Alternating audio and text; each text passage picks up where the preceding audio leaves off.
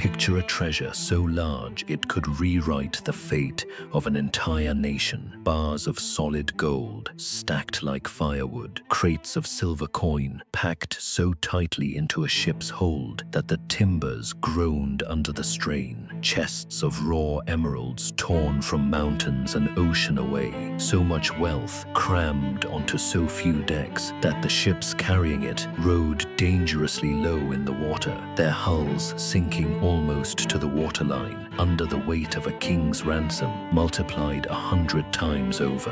This isn't a legend dreamed up for a movie poster. This is the Spanish treasure fleet, and for nearly 2 centuries, it was the single richest moving target on the face of the planet. Enough silver crossed the Atlantic inside these wooden hulls to fund armies, build cathedrals, and prop up an empire that stretched across 3 continents. But between that treasure and the men who wanted it stood something far more terrifying than any storm or sea monster. Not 1 warship, not 2. An entire floating fortress, 20, sometimes 30 vessels sailing in tight formation, bristling with over 1,000 cannons and thousands of trained soldiers, standing ready to kill anyone who came within cannon range. This was, without exaggeration, the single hardest target in the history of maritime crime. A heist so audacious that pulling it off could make a penniless sailor richer than most kings in Europe, or send him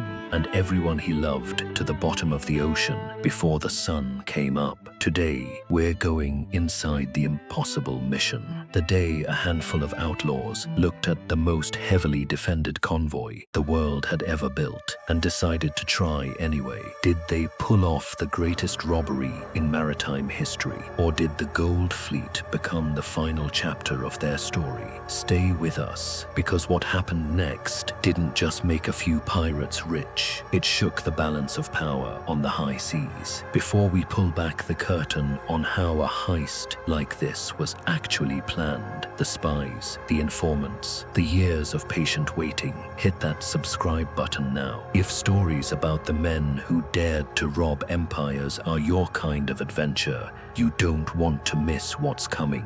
Every subscriber becomes part of this crew. To understand why this heist sounded impossible, you first have to understand exactly what Spain built to stop it. By the early 1500s, Spain had stumbled onto something that would define global history for the next 3 centuries. Entire mountains of silver buried in the highlands of Bolivia, veins of gold running through conquered Mexican territory, and warehouses overflowing with gems seized from fallen empires across the Americas. All of it needed to cross an ocean that belonged to no one, patrolled by everyone, and hunted by pirates, privateers, and rival empires alike. A single treasure ship sailing alone was a gift wrapped in a bow for any captain bold enough to take the risk. So Spain built something smarter, the convoy system. Instead of sending 1 galleon slipping quietly across the Atlantic, Spain assembled dozens of ships and sent them together in a single disciplined formation, usually twice a year. This convoy was called the floater, the fleet, and it became the financial backbone of the entire Spanish Empire. Lose it, and Spain didn't just lose money, it lost the ability to function. The treasure galleons themselves were floating cities. Some stretched well over 150 feet from bow to stern and could carry hundreds of tons of cargo in their holds. But Spain never sent them out unprotected. Surrounding the treasure ships were specialized warships built for exactly one purpose: killing anyone who got too close. Galleasses, hybrid vessels, part sailing ship and part oared war galley, could maneuver in conditions that left ordinary sailing ships completely helpless. Fast, heavily armed frigates patrolled the outer edges of the formation like sheepdogs circling a flock, ready to run down anything that approached from the horizon. The route itself, remembered by history as the Spanish Main, stretched from the loading ports of Cartagena and Veracruz, funneled through the narrow channels of the Caribbean, gathered its full strength strength at Havana and then launched across the open Atlantic towards Seville. Every mile of that route was mapped, timed, and guarded with the same seriousness a modern nation gives to protecting its gold reserves. Now picture actually seeing this convoy appear on the horizon. Not one ship, not five. An unbroken line of towering wooden hulls stretching from one edge of the sea to the other, sails filling the sky as though a floating city had been built on the water and set loose to sail. For any pirate crew watching from a hidden cove, this wasn't a tempting target. This was a wall built from 1,000 cannons and the full weight of the Spanish crown. Before we get to the men trying to steal it, it's worth understanding what life was actually like aboard one of these treasure ships, because it explains exactly why the pirates believed a strike was possible at all. A treasure galleon wasn't a warship built for speed or agility. It was a cargo vessel first, and everything about its design reflected that priority. Wide in the beam, heavy in the hull, built to swallow as much silver and cargo as possible, these ships sacrificed maneuverability for capacity. A fully loaded galleon rode low and sluggish in the water, slow to turn, slow to react, and utterly dependent on its armed escorts for protection. Strip away the frigates and galleasses guarding it, and the treasure ship itself was little more than a heavily laden barge with a few cannons bolted to its sides for appearances. Crews aboard these ships lived in miserable conditions for months at a time. Disease spread easily below decks. Fresh water ran short well before a crossing ended. Discipline was harsh, and desertion was common whenever a ship finally made port. None of this made the soldiers guarding the treasure any less dangerous in a fight, but it did mean that after weeks at sea, worn down by bad food and the endless grind of convoy discipline, these crews were never operating at full strength even before a single storm hit. Pirates who had spent years quietly studying the fleet knew this better than almost anyone alive, and they built their entire timeline around striking at the exact moment those defenders were weakest. So, how do you even begin planning to rob something like this? You don't start on the water. You start in taverns. Every treasure fleet needed thousands of hands to load it. Dock workers, shipping clerks, carpenters repairing hulls, customs officials stamping paperwork, and tavern keepers pouring drinks for sailors whose tongues loosened after weeks at sea. Pirates understood something modern intelligence officers would recognize instantly. Information moves through gossip and drink long before it moves through official channels. A dock worker paid a few silver coins might casually mention which warehouse was filling up fastest. A sailor nursing a grudge against a cruel officer might reveal exactly when the fleet planned to sail and which route it would take through the islands. Port towns across the Caribbean effectively became listening posts, and pirate crews cultivated informants the same way modern agencies run networks of paid sources. But knowing when the fleet sailed was only half the battle. A single pirate ship, no matter how fast or well armed, stood no realistic chance against a wall of galleons and dedicated warships. This is where the plan became something genuinely extraordinary. Pirates began doing what should have been impossible for men famous for being unable to agree on anything. They united. Individual captains, each fiercely protective of their own ship and their own authority, began forming temporary alliances built entirely around one job. Sometimes 5 or 6 captains would combine their crews into something resembling a small private navy, a pirate armada assembled for exactly one purpose, then dissolved the moment the job was done. This wasn't chaos. It required careful negotiation over how the eventual treasure would be divided, agreement on who held overall command during the attack, and a fragile trust between men whose entire profession was built on betrayal and violence. Getting that many dangerous, fiercely independent men to cooperate for even a few weeks was, in its own strange way, nearly as difficult as the heist itself. And then came the waiting, because attacking a fully assembled treasure fleet in open water, in broad daylight, under calm seas, was simply suicide. So the pirates studied the one force Spain could never fully control: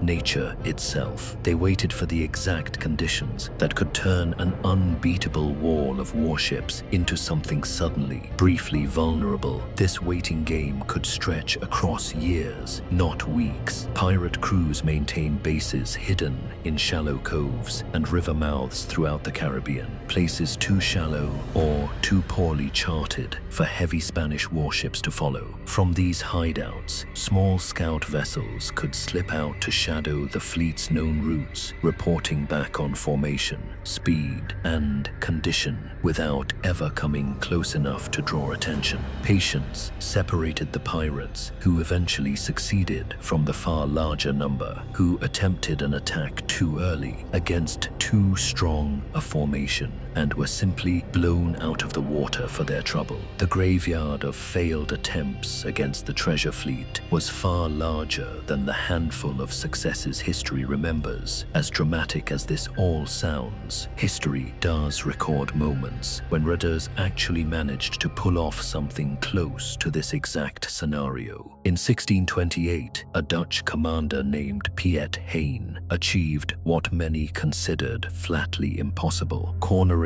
an entire Spanish silver fleet near Matanzas Bay off the coast of Cuba and forcing its surrender without a prolonged, bloody boarding action at all. The haul was staggering enough to fund the Dutch West India Company for years and to send shockwaves through the Spanish court. It remains one of the only times in history that an entire treasure fleet, rather than a single straggling galleon, fell into enemy hands in one stroke. That single, real capture proves the underlying lesson of every Gold Fleet legend that followed it. The wall could fall. It required extraordinary timing, overwhelming force concentrated at exactly the right moment, and a Spanish fleet caught without its usual protection. But it happened, and every pirate captain who ever dreamed of robbing the treasure fleet knew that it happened, which is exactly why so many kept trying for the next 100 years. Every impossible heist needs one uncontrollable variable that breaks in the thieves' favor. For the Gold Fleet, that variable was the weather. A hurricane sweeping through the Caribbean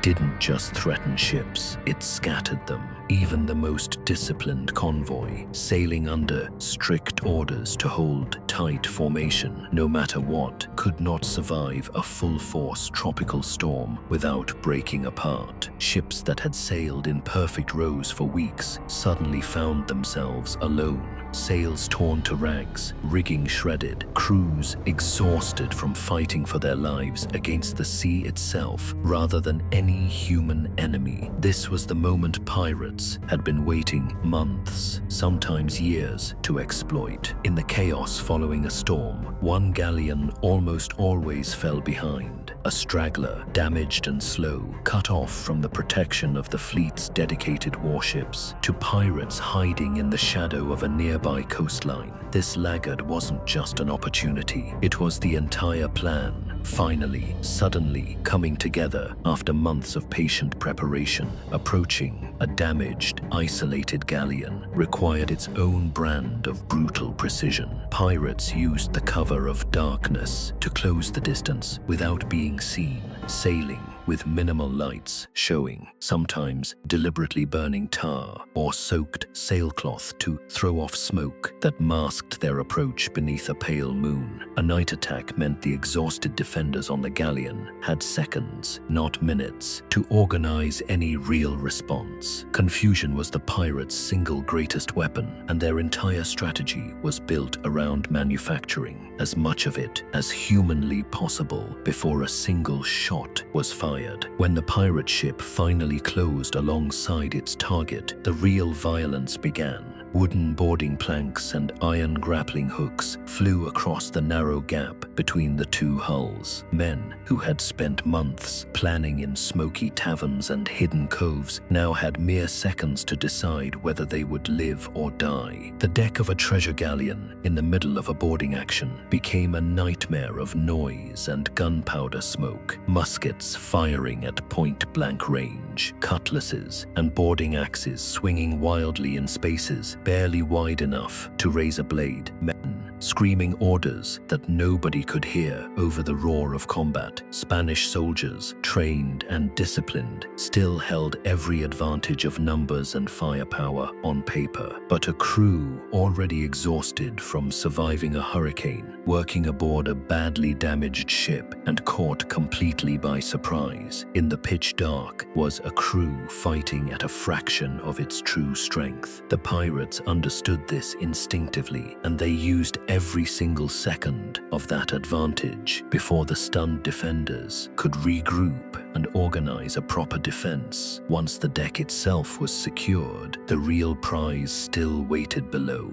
Breaking into the hold of a galleon meant tearing through reinforced hatches, sometimes under continued resistance from soldiers who had retreated below decks to make one final, desperate stand. And then, for the pirates, who finally fought their way through, came the moment every single one of them had risked their lives for, stepping into a hold stacked floor to ceiling with silver bars, gleaming gold coin, and crates packed with raw, uncut gemstones. More wealth in one glance than most of these men could have imagined, seeing across 10 entire lifetimes of honest, back-breaking work. But there was no time to stand and marvel. Every second spent staring at the treasure was a second the rest of the scattered fleet could use to regroup, take stock of the missing ship, and come looking. The pirates who actually succeeded at heists like this were the ones who understood a hard truth. A robbery isn't finished the moment you find the gold. It's finished the moment you're gone, clean, and impossible to catch. Moving that much sheer weight onto a smaller, faster pirate vessel was its own brutal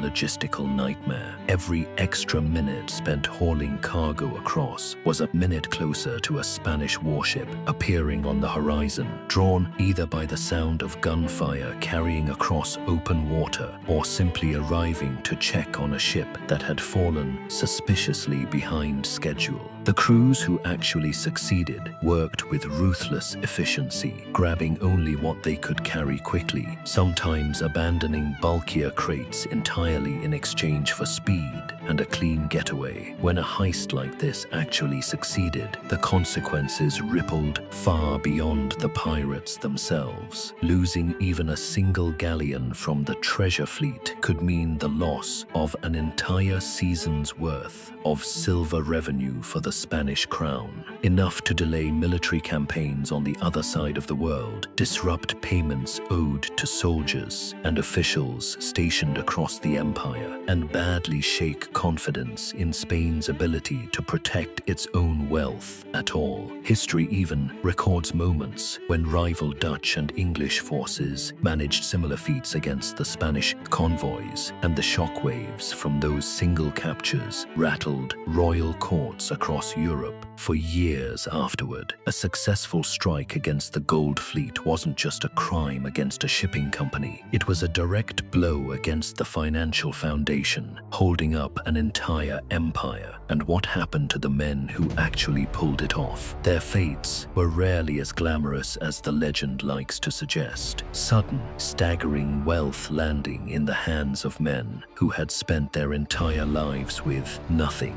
often produced exactly the kind of chaos that strict pirate codes were originally designed to prevent. Some scattered into into Caribbean port towns and burned through entire fortunes within months, drawing the exact kind of attention from local authorities that they had spent years successfully avoiding at sea. Others were hunted relentlessly by Spanish naval patrols, determined to make a brutal public example out of anyone who dared to touch the crown's treasure. Precious few pirates who pulled off a heist on this scale lived long enough or stayed disciplined enough to genuinely enjoy what they had risked everything to steal. The legend of the Gold Fleet Heist endures for a simple reason. It proves that no fortress, no matter how heavily armed, no matter how many cannons or soldiers stand guard along its decks, is ever truly unbreakable. All it takes is patience, good information, the right storm arriving on the right night, and just enough desperation to gamble absolutely everything on a single roll of the dice. The wall Spain built to protect its treasure was, on paper, unbeatable. In practice, it was only ever as strong as its single weakest, most isolated ship on its very worst night at sea. Even Spain itself was forced to learn from every close call. Every time a straggling galleon fell victim to raiders, the Crown tightened its procedures for the next crossing. Stricter formation discipline, harsher punishments for captains who allowed their ships to fall behind, and eventually escort fleets built specifically to hunt down any pirate squadron bold enough to linger near the shipping lanes. The Empire didn't just lose gold in these heists. It lost the illusion of invulnerability, and that loss forced changes that rippled through Spanish naval policy